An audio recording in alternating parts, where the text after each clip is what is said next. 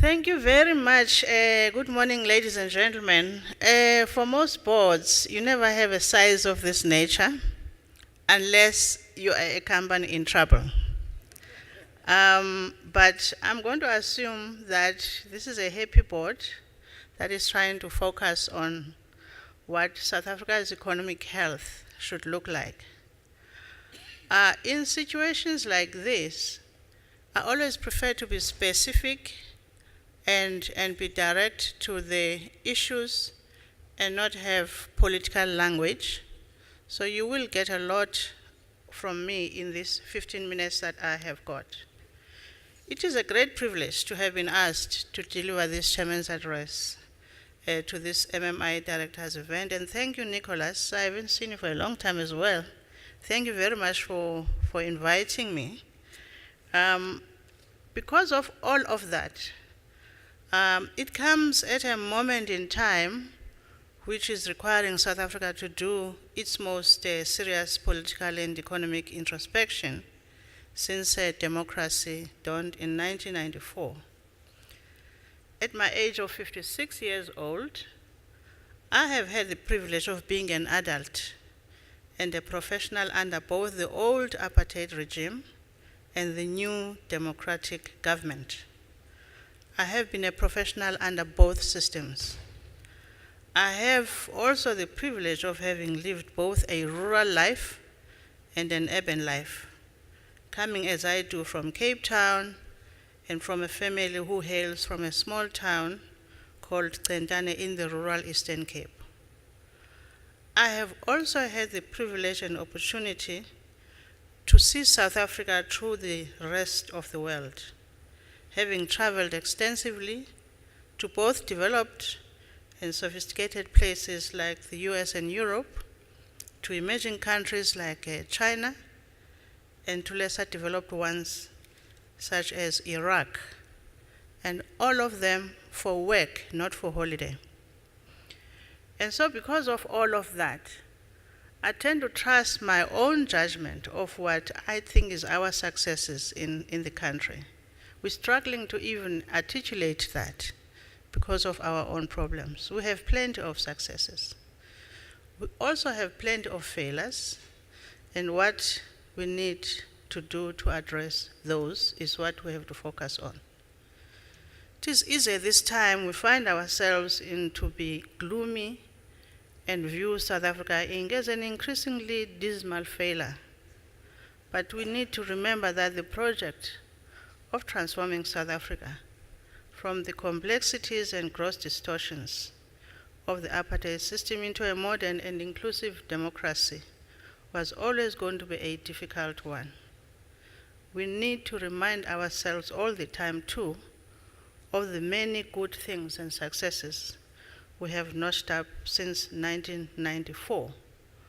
In that regard, I would like to just mention two areas of success. Firstly, we have seen the dramatic improvements in the living conditions of South Africa, in spite of what we think. Between 1994 and 2015, the number of families in formal housing increased from 5.8 million to 12.3. 14.1 million households have access to electricity, against 5.2 million in 1994. And here, Jeremy, I need to say, I have asked Eskom, please can you load shed those who had electricity before us? Because the ones who just got electricity, we're just still learning just to switch on the lights. And you are load shedding us as well. Can you start with the ones who had it all the time? Households with clean water have increased to 14 million from 7.2. If you're only living in the suburbs and you're living in the affluent part of South Africa, these numbers, you don't have a feel of them until you get to experience the other side. Secondly, we did, for an extended period of time, experience a marked economic recovery. I remember when we bought our house in 1991, the mortgage rates were 25%. And so the lending rates have decreased from 21.8 in 1998 to 8.8 now. It currently is now sitting at 10.5. For somebody who comes from the 21% time, this 10.5 is a bonus. Not to say that it is correct, but we have to see it in the context of where we come from. In 1992, the budget deficit was 5% of GDP. It is currently 4.1. It dropped to below 2% between 1998 and 2008. In fact, for some 2 years, we did have some budget surpluses which were recorded. Government debt was reduced from 48.3% in 1994 to a low of 26% in 2008. And while the GDP growth is currently at 0.9 or 0.8, depending who you're speaking to, is recovering from negative growth between 1989 and 1993 to more than 5% between 2004 and 2007. I give all of this because there are young professionals in the room, and we're not making an effort to tell them of the road before and not to demotivate them in terms of they must keep trying. It is easy to say, well, that was then, look at us now, and add to that the economic problems of unemployment and the problems in education and the scourge of crime. Before I forget this point, the World Economic Forum report, I read it a lot and I understand it until they put us as number 140 in maths and science in South Africa. I disagree with that completely. We have to look at that methodology, whatever it is not possible that we can be number 140 out of 140 countries in maths and science, in spite of our problems. I've dispensed of that, but that panel will deal with it.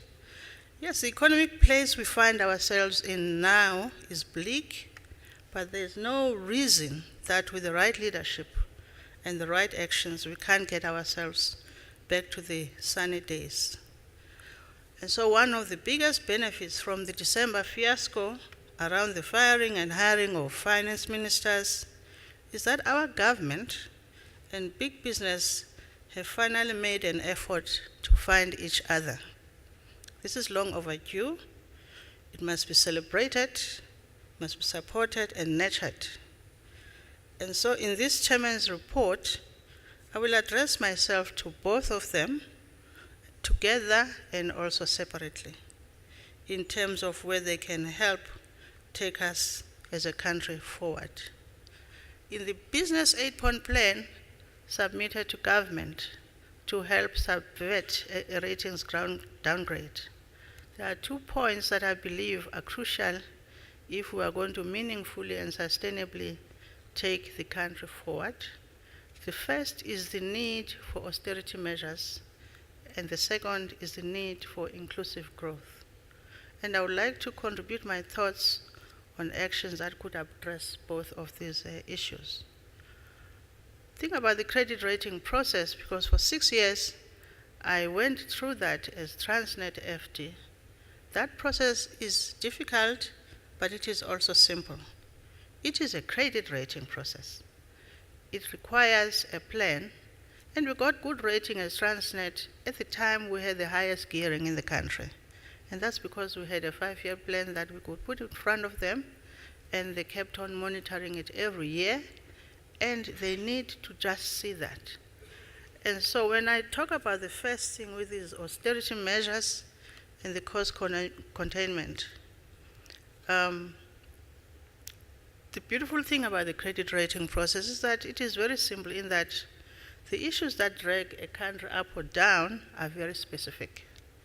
In our case, according to the Global Competitiveness Index, our country rating is ranked at 51 out of 140 countries. This ranking would not be as bad in my eyes were it not for the view on our macroeconomic environment and the fear as to whether the management of the country would be able to deal with a crisis that comes from that. Our government budget deficit of 4.1% of GDP ranks us at 94. This I cannot challenge because it's a number. It's a number against another number. Our inflation rate of 6.1 ranks us at 108, and our general government debt of 45.9% of GDP gives us a ranking of 75.